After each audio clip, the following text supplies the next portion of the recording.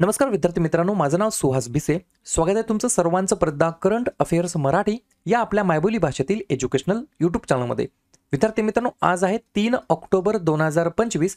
आजच्या दिवसाचे जेवढेही चालू घडामोडीचे महत्त्वाचे टॉप प्रश्न बनत असतील ते सर्व प्रश्न आपण या व्हिडिओच्या माध्यमातून पाहणार आहोत. तरी सर्वप्रथम आपण जर नवीन असाल, पहिल्यांदा या चॅनलवरील व्हिडिओ पाहत असाल तर चॅनलला या ठिकाणी अवश्य सबस्क्राईब सुद्धा करून घेऊ शकता. ठीक आहे, चला तर मग आपण आजच्या व्हिडिओला सुरुवात करूया. त्या अगोदर कालच्या व्हिडिओमध्ये जो काही शेवटचा प्रश्न विचारला होता त्या प्रश्नाचं उत्तर जाणून घेऊया. काय होता प्रश्न? MiG-21 हे जे काही लढाऊ विमान आहे किती वर्षाच्या सेवेनंतर निवृत्त झालेलं आहे?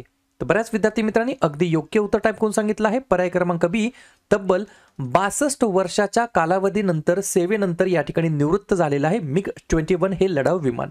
क्लिअर? आता पाहूया विद्यार्थी मित्रांनो प्रश्न क्रमांक पहिला. टोटल संपूर्ण व्हिडिओमध्ये 12 प्रश्न असतील. सुरुवातीपासून शेवटपर्यंत व्हिडिओ प्रामाणिकपणे पाहण्याचा प्रयत्न करा. एक एक प्रश्न महत्त्वाचा आहे, तुम्ही कोणत्याही परीक्षेची तयारी करा. प्रश्न क्रमांक पहिला काय आहे? सीमा सुरक्षा दल, ज्याला आपण बोलतो BSF, बॉर्डर सिक्युरिटी फोर्स, देशातील पहिलं समर्पित ड्रोन युद्धशाळा कोठे स्थापित केली आहे? कोणी? BSFने. तर प्रश्न क्रमांक पहिल्याचं योग्य उत्तर आहे पर्याय क्रमांक डी, मध्य प्रदेश, MP हे या प्रश्नाचं योग्य उत्तर असणार आहे. तर BSFने, सीमा सुरक्षा दलाने देशातील पहिलं समर्पित ड्रोन युद्धशाळा मध्य प्रदेश राज्याच्या अंतर्गत स्थापित केलेली आहे. तरी सुद्धा सुरुवातीला 2-3 पॉइंट लिहून घ्या. मध्य प्रदेशातील टेकनपूर येथील प्रशिक्षण अकादमीमध्ये देशातील पहिले समर्पित ड्रोन युद्धशाळा या ठिकाणी स्थापित केली आहे. या शाळेचे उद्दिष्ट आक्रमक आणि बचावात्मक मानवरहित हवाई क्षमता विकसित करणे हा याच्या मागचा मेन पर्पज आहे. आणि तिसरा पॉइंट, गेल्या महिन्यामध्ये स्थापन झालेल्या 40 अधिकाऱ्यांच्या पहिल्या तुकडीने आठवडाभर चालणारा ड्रोन ओरिएंटेशन कोर्स या ठिकाणी पूर्ण केलेला आहे. तर प्रश्न क्रमांक पहिल्याचं योग्य उत्तर काय? मध्य प्रदेश. सुरुवातीलाच आपण मध्य प्रदेशवरती एकदा रिव्हिजन टाकूया. स्थापना झाली 1 नोव्हेंबर 1956ला. मुख्यमंत्री आहेत मोहन यादव, राज्यपाल आहेत मंगूबाई छगनभाई पटेल, तर राजधानी आहे भोपाळ. 8 महत्त्वाचे राष्ट्रीय उद्यान आहेत: बंधवगड, कान्हा, पेंच, संजय, सातपुरा, पन्ना, वनविहार आणि कुनो. आणि 4 महत्त्वाचे धरण आहेत: गांधीसागर, बनसागर, बारगी आणि बारणा. पुढचा प्रश्न, प्रश्न क्रमांक दुसरा. पारंपरिक औषधांवरील दुसरी जागतिक आरोग्य संघटना जागतिक शिखर परिषद कोठे आयोजित केली जाणार आहे? 2 नंबरच्या प्रश्नाचं योग्य उत्तर आहे पर्याय क्रमांक सी, नवी दिल्ली या ठिकाणी. विद्यार्थी मित्रांनो, पारंपरिक औषधांवरील दुसरी जागतिक आरोग्य संघटना जागतिक शिखर परिषद ही जी काय आहे, बरोबर, ग्लोबल या ठिकाणी समिट आहे. कशावरील? पारंपरिक औषधांवरील. आणि दुसऱ्या क्रमांकाची ही आयोजित करण्यात येणार आहे नवी दिल्ली या ठिकाणी. प्रश्न आहे शिखर परिषदेबद्दल. तर अशाच प्रकारच्या बाकीच्या झालेल्या आणि होणाऱ्या या समिट्सवरती, शिखर परिषदांवरती आपण एकदा चर्चा करूया. समिट्स म्हणजे काय? शिखर परिषदा. बरोबर, लिहून घ्या. 51व्या क्रमांकाची वार्षिक G7 शिखर परिषद कॅनडामध्ये, COP33 2028 मध्ये होणार आहे भारतामध्ये. 2026 मध्ये ब्रिक्स शिखर परिषद भारतामध्ये. बॉन हवामान बदल परिषद जर्मनीमध्ये. 7वे हेलिकॉप्टर आणि लघु विमान शिखर परिषद पुण्यामध्ये. पहिला आसियान भारत क्रूझ संवाद चेन्नईमध्ये. क्वाड 2025 ची बैठक भारतामध्ये. ग्रीन हायड्रोजन समिट आंध्र प्रदेशमध्ये. AI इम्पॅक्ट समिट 2026 मध्ये होणार आहे भारतामध्ये. 25वे शांघाय शिखर परिषद चीनमध्ये. आंतरराष्ट्रीय तांदूळ परिषद भारतामध्ये. तर पारंपरिक औषधांवरील दुसरी जागतिक आरोग्य संघटना जागतिक शिखर परिषद होणार आहे नवी दिल्लीमध्ये. पुढचा प्रश्न, प्रश्न क्रमांक तिसरा. शिरीष चंद्र मुर्मू यांची कोणाच्या जागी RBIचे डेप्युटी गव्हर्नर म्हणून नियुक्ती करण्यात आलेली आहे? 3 नंबरच्या प्रश्नाचं योग्य उत्तर आहे पर्याय क्रमांक बी, M राजेश्वर असं त्यांचं नाव आहे. काय नाव आहे? M राजेश्वर राव असं त्यांचं नाव आहे. शिरीष चंद्र मुर्मू यांची M राजेश्वर राव यांच्या जागी RBIचे डेप्युटी गव्हर्नर म्हणून नियुक्ती करण्यात आलेली आहे.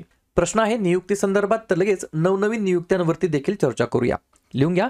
99 क्रमांकाचं अखिल भारतीय मराठी साहित्य संमेलनाचे अध्यक्ष Vishwas Patil, association of mutual funds in इंडियाचे अध्यक्ष संदीप सिक्का, NSEचे नवीन अध्यक्ष इंजेती श्रीनिवास, अखिल भारतीय आयुर्वेद संस्थेचे नवीन संचालक प्रदीप कुमार प्रजापती, केंद्रीय औद्योगिक सुरक्षा दलाचे महासंचालक प्रवीर रंजन, इंडो तिबेटी सीमा पोलीस दलाचे महासंचालक Praveen Kumar, controller general of communication अकाउंट्सचे या ठिकाणी बनलेले आहेत वंदना गुप्ता, भारताचे attorney general R Venkataramani, Tata मोटर्सचे MD आणि CEO बनलेत शैलेश चंद्रा.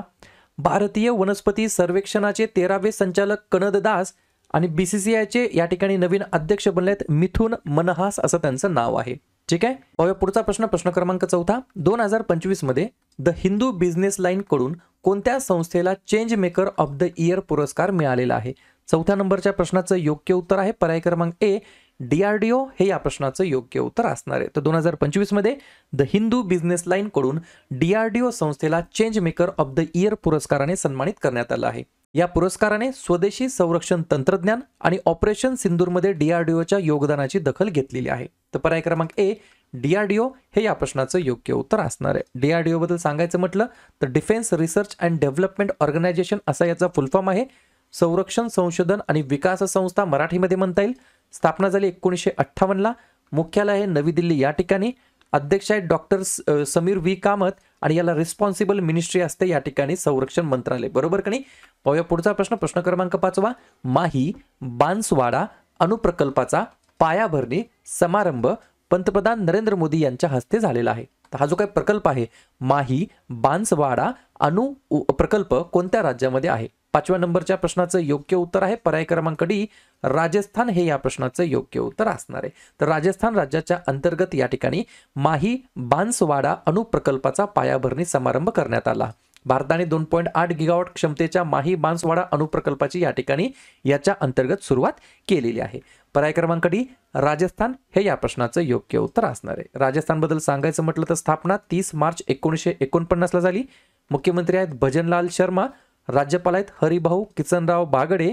राजधानी आहे जयपूर.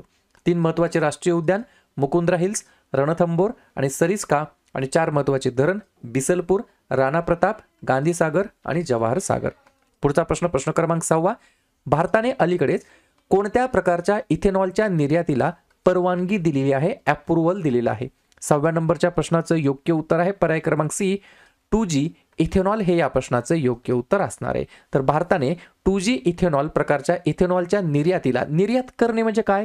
निर्यात करणं म्हणजे एक्सपोर्ट करणं आणि आयात करणं म्हणजे काय? आयात करणं म्हणजे इम्पोर्ट करणं. ठीक आहे. 2-4 पॉइंट आहेत ते लिहून घ्या. याच्या मागचा उद्देश काय? तर इंधन आणि इंधन नसलेल्या दोन्ही उद्देशांसाठी निर्यातीला परवानगी आहे. प्रक्रिया काय आहे? निर्यात करण्यासाठी कंपन्यांना वैध निर्यात अधिकृतता आणि इथेनॉलच्या ज्या कच्च्या मालापासून तयार केले गेले आहे त्याची पडताळणी करणारे प्रमाणपत्र घेणे आवश्यक आहे. आणि याच्यामुळे उद्योगावरती परिणाम काय आहे? तर हा धोरण बदल भारताच्या जैव इंधन धोरणाशी सुसंगत आहे. शेती कचऱ्याच्या वापराला प्रोत्साहन देतो आणि उत्पादकांसाठी नवीन आंतरराष्ट्रीय बाजारपेठेच्या संधी उघडतो. पुढचा प्रश्न क्रमांक 7. भारतातील पहिली सेंट्रल टिश्यू बँक कोठे सुरू करण्यात आलेली आहे? 7व्या नंबरच्या प्रश्नाचं योग्य उत्तर आहे पर्याय क्रमांक B दिल्ली हे या प्रश्नाचं योग्य उत्तर असणार आहे. तर भारतातील पहिली सेंट्रल टिश्यू बँक या ठिकाणी दिल्लीमध्ये सुरू करण्यात आलेली आहे. 2-3 पॉइंट लिहून घ्या. दिल्लीतील मौलाना आझाद मेडिकल कॉलेजने दंत शस्त्रक्रियांमध्ये हाडांच्या कलमासाठी शहरातील पहिली सेंट्रल टिश्यू बँक सुरू केली आहे. हाडांच्या कलमामुळे जबड्याच्या हाडांचे नुकसान उलटण्यास मदत होते आणि दंतरोपण, दात आणि उतींचे पुनरुत्पादन करण्यासाठी मदत होतं.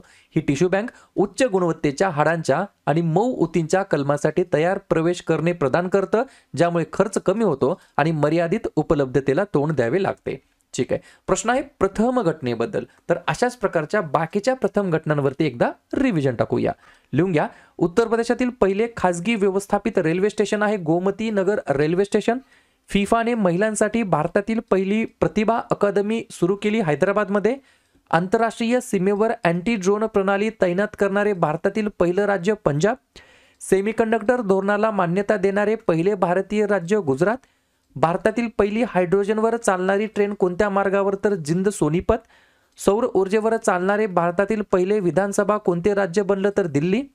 व्हॉट्सअपद्वारे प्रशासन सेवा सुरू करणारे जगातील पहिलं राज्य कोणतं? तर आंध्र प्रदेश. भारतातील पहिली रॉकेट 3D प्रिंटिंग सुविधा अग्निकुल कॉस्मॉसद्वारे सुरू करण्यात आली. तर भारतातील पहिली सेंट्रल टिश्यू बँक कोठे सुरू झाली? तर नवी दिल्ली या ठिकाणी. पुढचा प्रश्न क्रमांक 8. ओडिसातील बेरहमपूर ते गुजरातमधील सुरत यांना जोडणारी कोणती ट्रेन पंतप्रधानांनी रद्द केलेली होती? रद्द केली नाही, केलेली होती. तर पर्याय क्रमांक A for Amrit Bharat Express हे या प्रश्नाचं योग्य उत्तर असणार आहे. 2 पॉइंट लिहून घ्या. पंतप्रधान नरेंद्र मोदी यांनी झारसुगुडा येथे 60,000 कोटींहून अधिक किमतीच्या विकास प्रकल्पाचे उद्घाटन आणि पायाभरणी केली. तर दुसरा पॉइंट, या प्रकल्पांमध्ये रेल्वे, दूरसंचार, उच्च शिक्षण, आरोग्य सेवा आणि ग्रामीण गृहनिर्माण यासारख्या क्षेत्रांचा समावेश होता. पुढचा प्रश्न, प्रश्न क्रमांक 9. आंध्र प्रदेशामध्ये लाल चंदनाच्या संवर्धनासाठी किती रक्कम मंजूर करण्यात आलेली आहे? 9व्या प्रश्नाचं योग्य उत्तर आहे पर्याय क्रमांक डी, जवळपास 82 लाख रुपये या ठिकाणी मंजूर करण्यात आलेले आहेत. 2-3 पॉइंट लिहून घ्या. या निधीतून ट्रीज आउटसाइड फॉरेस्ट कार्यक्रमाअंतर्गत शेतकऱ्यांसाठी 1 लाख रेड सँडर्स रोपे वाढवण्याचे उद्दिष्ट आहे. दुसरा पॉइंट, रेड सँडर्स वापरकर्त्यांकडून गोळा केलेल्या लाभ वाटप रकमेतून ही निधी उपलब्ध झाली आहे. दक्षिण पूर्व घाटातील मूळ रहिवासी असलेले रेड सँडर्स त्यांच्या उच्च व्यावसायिक मूल्यामुळे आणि तस्करीमुळे या ठिकाणी धोक्यामध्ये आहेत. त्याच्यामुळे या ठिकाणी हे जे काही लाल चंदन आहे त्याच्या संवर्धनासाठी ही रक्कम या ठिकाणी मंजूर करण्यात आली आहे. जाता जाता आंध्र प्रदेशबद्दल रिव्हिजन टाकून जाऊया. स्थापना झाली या राज्याची 1 नोव्हेंबर 1953 ला. मुख्यमंत्री आहेत एन चंद्रबाबू नायडू, राज्यपाल आहेत एस अब्दुल नजीर, राजधानी आहे अमरावती. 3 महत्वाचे राष्ट्रीय उद्यान, व्यंकटेश्वरा, पापीकोंडा आणि राजीव गांधी, आणि 3 महत्वाचे धरण, सोमशिला, श्रीशैल्यम आणि नागार्जुना सागर. एक लक्षात ठेवायचं, आंध्र प्रदेश म्हटलं की सतीश धवन स्पेस सेंटर जे की श्रीहरिकोटा म्हणजेच आंध्र प्रदेश राज्याच्या अंतर्गत स्थित आहे. पुढचा प्रश्न, टपाल विभाग आणि इंडियन इन्स्टिट्यूट ऑफ पॅकेजिंग यांच्यातील कराराचा मुख्य उद्देश काय आहे? तर पर्याय क्रमांक सी, पर्यावरणपूरक पॅकेजिंग उपायांना प्रोत्साहन देणे हा याच्या मागचा मेन पर्पज आहे. शाश्वत आणि नाविन्यपूर्ण पर्याय सादर करणे ही देखील याच्या मागचं मेन उद्दिष्ट आहे. पुढचा प्रश्न, प्रश्न क्रमांक 11. भारत आणि EFTA देशांमधील मुक्त व्यापार करार कधीपासून लागू होणार आहे? तर पर्याय क्रमांक बी, 1 ऑक्टोबर 2025 पासून लागू होणार आहे. भारत आणि EFTA देशांमधील मुक्त व्यापार करार हा या ठिकाणी 1 ऑक्टोबर 2025 पासून लागू झालेला आहे.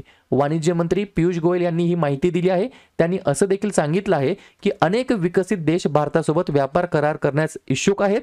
भारताने अगोदरच UAE, ऑस्ट्रेलिया आणि ब्रिटनसोबत मुक्त व्यापार करार देखील केलेले आहेत. भारताचा परकीय चलन साठा 700 अब्ज डॉलर्सवरती पोहोचलेला आहे. ही सुद्धा एक्स्ट्रा गोष्ट तुम्हाला लिहून घ्यायची आहे. शेवटचा प्रश्न, भारतातील बायोटेक स्टार्टअप इकोसिस्टम मजबूत करण्यासाठी DPIIT ने कोणत्या कंपनीसोबत सामंजस्य करार केलेला आहे? तर पर्याय क्रमांक ए, थर्मो फिशर सायंटिफिक असं या ठिकाणी नाव आहे कंपनीचं. क्लिअर? तर अशा प्रकारे विद्यार्थी मित्रांनो हे होतात 12 प्रश्न. उपक्रम कंटेंट हा जो काही प्रयत्न आपण सुरू केला आहे मराठी भाषेमध्ये कसा वाटतो अवश्य कमेंट करत चला. आणि तुमच्यासाठीचा आजचा खास प्रश्न, कोण म्हणजेच कोणता खेळाडू पहिला हात नसलेला जागतिक पॅरा तिरंदाजी विजेता या ठिकाणी बनलेला आहे? दिव्या देशमुख, दीपिका कुमारी, शीतल देवी की भवानी देवी? तर ज्या पण विद्यार्थ्यांनी या प्रश्नाचं योग्य उत्तर येत असेल त्या प्रश्नाचं उत्तर तुम्ही कमेंट बॉक्समध्ये देण्याचा प्रयत्न करा. प्रश्नाचं उत्तर चुकू द्या, बरोबर येऊ द्या, काहीच हरकत नाही. ट्राय करणं, प्रयत्न करणं सर्वात जास्त महत्त्वाचं आहे. तर दुसऱ्या दिवशी येऊन आपण दिलेल्या प्रश्नाचं उत्तर हे बरोबर आलं की चुकलं हे दुसऱ्या दिवशी येऊन नेहमी चेक करणं, अभ्यासामध्ये कन्सिस्टन्सी मेंटेन ठेवणं हे सगळ्यात जास्त महत्त्वाचं ठरणार आहे. तर लगेच काय करूया, ऑक्टोबर महिन्यातील जेवढेही महत्त्वाचे दिवस असतील त्याच्यावरती आपण एकदा चर्चा करूया. लिहून घ्या. 1 ऑक्टोबर वृद्ध व्यक्तींचा आंतरराष्ट्रीय दिवस आणि जागतिक शाकाहारी दिवस. 2 ऑक्टोबर गांधी जयंती, आंतरराष्ट्रीय अहिंसा दिवस आणि लाल बहादूर शास्त्री जयंती. 5 ऑक्टोबर जागतिक शिक्षक दिवस. त्यानंतर जागतिक अधिवास दिवस ऑक्टोबर महिन्याच्या पहिल्या सोमवारी म्हणजेच यावर्षी 6 ऑक्टोबरला आहे. 7 ऑक्टोबरला जागतिक कापूस दिवस. 8 ऑक्टोबर भारतीय वायुसेना दिवस. 9 ऑक्टोबर जागतिक पोस्टल दिवस. 10 ऑक्टोबर राष्ट्रीय डाक दिवस आणि जागतिक मानसिक आरोग्य दिवस. 11 ऑक्टोबर आंतरराष्ट्रीय बालिका दिवस. 13 ऑक्टोबर आपत्ती जोखीम कमी करण्यासाठी आंतरराष्ट्रीय दिवस. 14 ऑक्टोबर जागतिक मानक दिवस. 15 ऑक्टोबर जागतिक विद्यार्थी दिवस. 16 ऑक्टोबर जागतिक अन्न दिवस, जागतिक भूल दिवस आणि जागतिक मणक्यांचे दिवस. 17 ऑक्टोबर गरिबी निर्मूलनासाठी आंतरराष्ट्रीय दिवस. 20 ऑक्टोबर जागतिक सांख्यिकी दिवस. 21 ऑक्टोबर पोलीस स्मृती दिवस. 24 ऑक्टोबर जागतिक पोलिओ दिवस, संयुक्त राष्ट्र दिवस आणि 31 ऑक्टोबर या ठिकाणी राष्ट्रीय एकता दिवस म्हणून आपण साजरा करतो. ठीक आहे.